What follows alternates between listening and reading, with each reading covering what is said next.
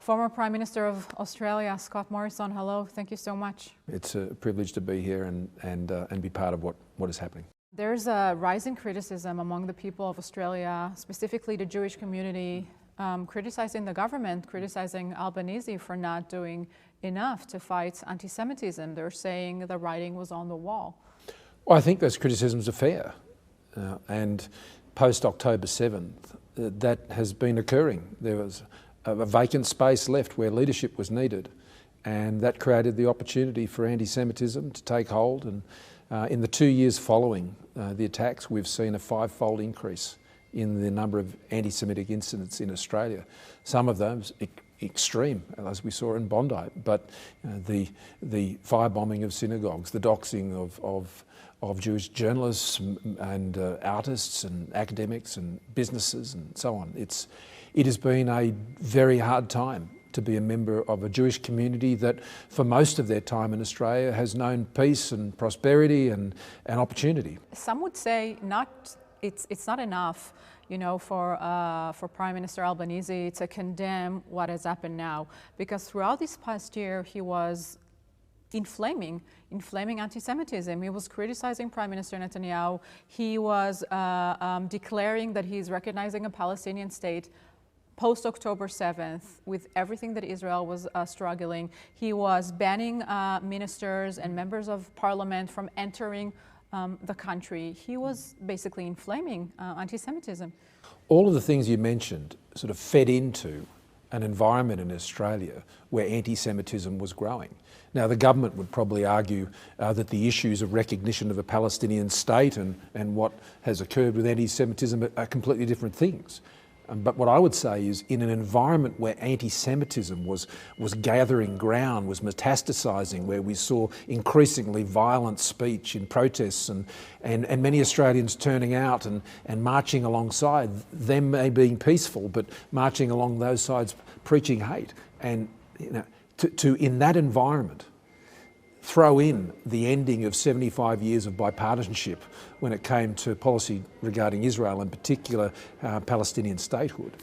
Well, to not see how that might impact that environment, I think was disappointing, to say the least, and to put it diplomatically. Yeah. And even when you don't do something, that in itself is a problem, because it lets anti-Semitism take hold. Yeah, in your favor, I have to say you were one of the first leaders to come to Israel after October 7th, to see with your own eyes the atrocities down south.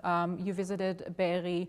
How do you feel when you see some world leaders not only recognizing a Palestinian state, but also condemning Israel when we're facing, you know, 7 different fronts in the past 2 years? I came to Israel straight after the attacks with my good friend Boris Johnson.